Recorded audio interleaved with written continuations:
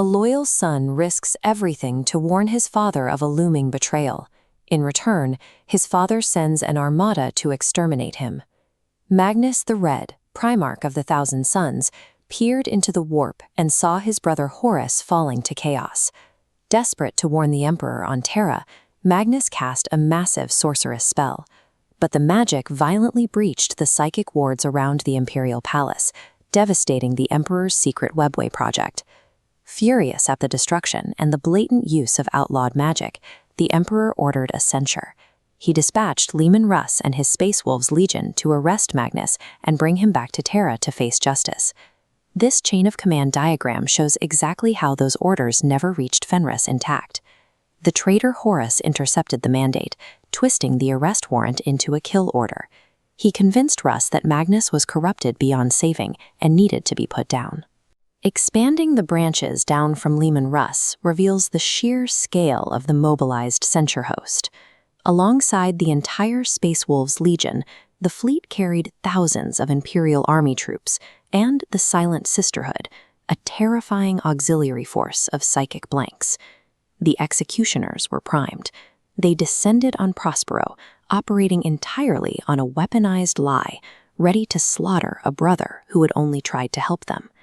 When the Imperial fleet dropped out of the warp above Prospero, they readied their weapons for a grueling void war. Instead, they found the orbital defense platforms powered down and the skies completely silent. Down on the surface, Magnus knew exactly what he had done. Paralyzed by grief for ruining his father's great work, the Primarch cast a psychic veil over the planet.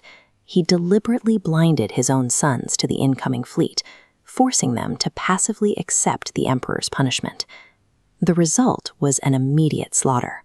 The Space Wolves unleashed a merciless orbital bombardment, raining incendiary fire down on the capital city of Tizca. The glittering glass pyramids and vast libraries shattered in a matter of minutes. Before the ash could settle, the drop pods hit the ground. Leman Russ and his Space Wolves poured into the burning streets. The surviving Thousand Sons, completely leaderless and cut off from their Primarch, found themselves fighting for their lives against an overwhelming tide of armored executioners. And the invaders brought a countermeasure designed specifically for them, the Sisters of Silence deployed into the ruins. Because they possess the rare pariah gene, these women are absolute voids in the warp. Their mere presence suffocated the air, gagging the Thousand Sons and completely neutralizing their magical abilities. Stripped of their greatest weapon, the Scholars of Prospero had to fight a conventional war against the most brutal close-quarters fighters in the galaxy. The Space Wolves carved through their lines with frost blades and chain axes, pushing the defenders to the brink of total collapse. Facing annihilation, the Thousand Sons abandoned all restraint. They pushed past the pain of the Silent Sisters and tapped deeply into forbidden sorcery, hurling waves of raw psychic lightning and ethereal fire that tore through the advancing ranks of the Space Wolves.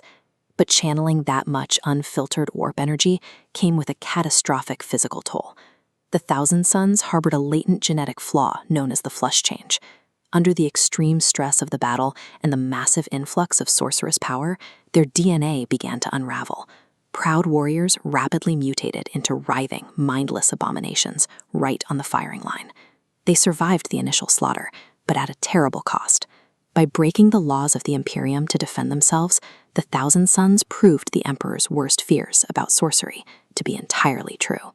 Watching his sons mutate and die by the thousands, Magnus finally broke his passive trance. He could not sit by and let his legion be erased from history, so he descended into the ruins of Tizca. He met Leman Russ in the center of the burning city. The two demigods clashed in a blinding storm of violence. Russ fought with pure, savage physical instinct, raining heavy axe blows against his brother. Magnus fought back with reality-bending sorcery, striking with fists wreathed in telekinetic fire and blades of pure thought. The duel fractured the earth beneath them, but the Wolf King found his opening. Russ landed a blinding strike to Magnus's solitary eye, hoisted his brother high into the air, and violently snapped his spine over his armored knee. Shattered and dying in the mud, Magnus refused to let his surviving sons fall to the executioner's blade. With his last ounce of life force, he whispered a desperate incantation, casting a massive spell of teleportation across the entire capital.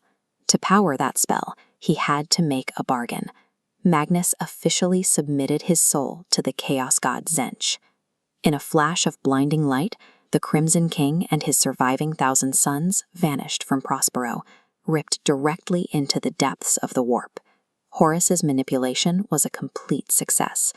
By twisting a single set of orders, the traitor eliminated a loyal legion, secured a powerful new sorceress ally for the forces of chaos, and left the Imperium to